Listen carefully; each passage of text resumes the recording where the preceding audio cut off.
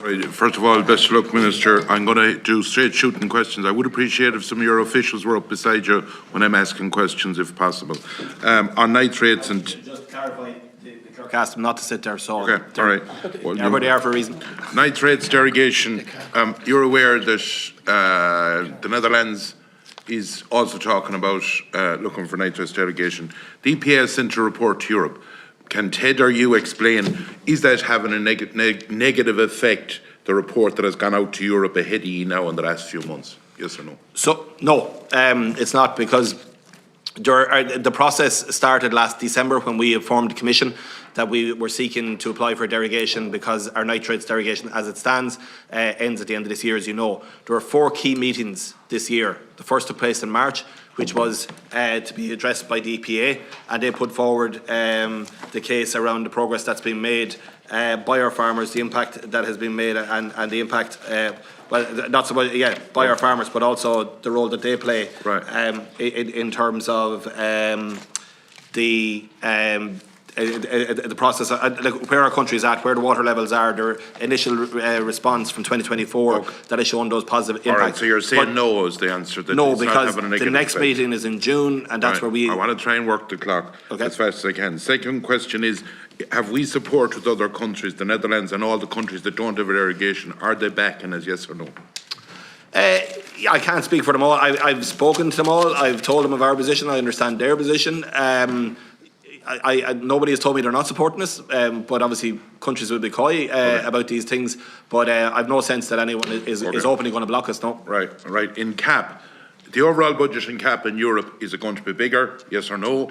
Is Ireland's budget going to be bigger to accommodate if we're going to have tweaking around in it? Second of all, are we going to have Pillar 1 and Pillar 2? Is it going to be the same system? Them are just the 3 straight questions I want answered.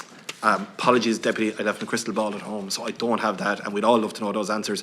What I can tell you is we'll know in the middle of July, around the 16th of July is when these elements are going to be announced, and all I can tell you is we are doing everything in our power. I can't be clearer. I want to maintain the single fund, I want to maintain Pillar 1 and 2, we want a fully funded CAP. Will we get that? I've outlined here really clearly. We know all the other demands there are on other sides. And if we don't, get it, Minister, will the government step in and make sure it's propped up?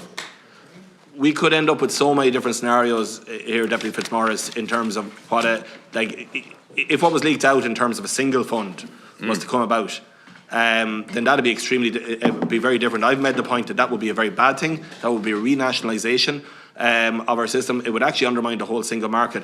So I'm not going to get into predicting what might come of what outcome, because there's so many different outcomes we can be here. All I can tell you right now is every effort I'm making and every effort we're making across government to put our best foot forward to maintain a fully funded CAP with the traditional structures that have served our sector so well. All right. Have you a veto on it if you don't agree with it out there with the Council of Ministers?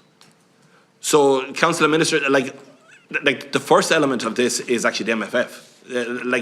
What happens with the overall budget will totally determine what happens with CAP. Have you a veto? That's what I'm asking.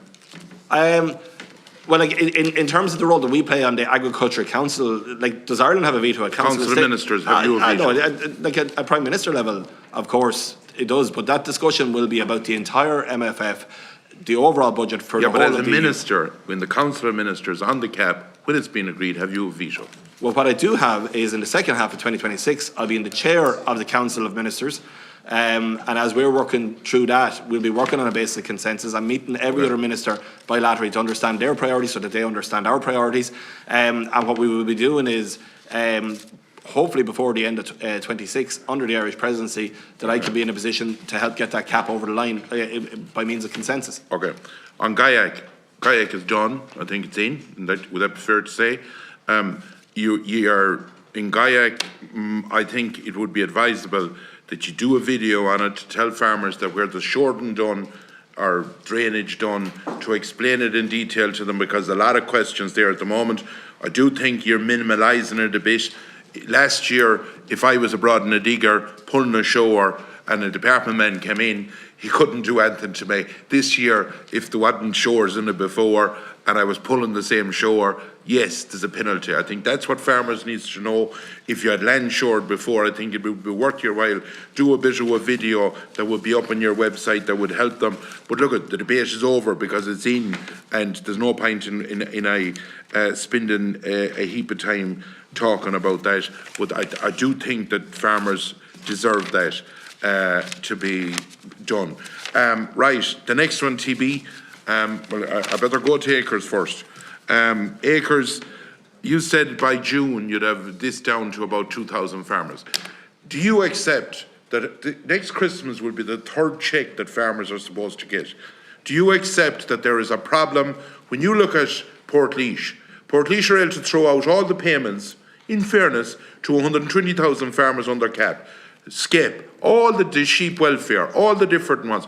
What's wrong that the problem, since I came into the Dáil here, that there's a problem in forestry in Wexford and there's a problem in every scheme that went into environmental so far? What's wrong? Okay, so... And why defend something that's not getting fixed? Well, so we are making progress. Yeah, but it's 3 years, Minister. I'm in 4 months. So yeah, I know that. Yeah, I'm not blaming you. And in that 4 months, we are making progress. We're building up a level of expertise in that. Just in relation to Gate 2, I'm not minimising it. If people in this room have a rank of constituents who come next year with fines, then I'll be proven wrong. No, I know, but you raised the point. I can't let it go unchallenged to say that I'm minimising it, because I'm not minimising it. We negotiated a set of circumstances that means farmers' day-to-day activity can continue. Happy to take on board your point of view around the video and clearer communications. Mike Maloney, senior official in my department, has attended a series of public meetings. The reason negotiation or the information is important is because there is plenty of misinformation out there, and plenty of people are saying that too. In relation to acres, absolutely accepted. Do not want to be where we're at. I said the vast majority. Can I ask you a question? Yeah. Is it acceptable that a public representative, or one of your officials behind you, that I rang 3 times in that area, did not ring me back? That I got a press of a button every time? I don't think that's acceptable for any TD to get. So, look, what I can say is when people contact me and my officials, we get a response in a timely manner. I get back to people as best I can. Yeah, you do. But I am talking about senior official. But hold on now. You're personalising this against senior officials, and you're also personalising about people who work in a certain section. I've been down in Wexford. You singled out Wexford there in your points, and they are working under ferocious pressure with a scheme that was a very different environmental scheme, a very big change.